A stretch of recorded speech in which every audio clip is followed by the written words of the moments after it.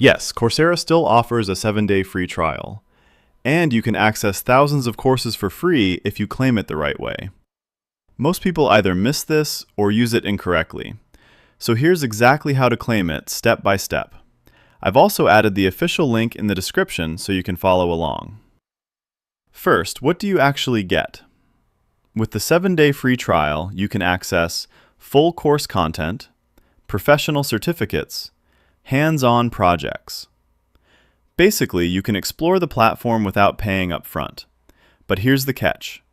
You still need to add a payment method when you start the trial. And if you don't cancel within 7 days, it will automatically convert into a paid subscription. Here's exactly how to claim your free trial. Step 1. Go to Coursera and log into your account. Step 2. Open any course, specialization, or Coursera Plus page. Step 3. Click on Start Free Trial. Step 4. Enter your payment details. Step 5. Confirm and start learning. That's it. You now have 7 days of full access. Here are some quick tips to maximize it. Start your trial when you have time to actually study. Focus on 1 or 2 courses instead of browsing everything. Plan ahead so you don't waste the 7 days.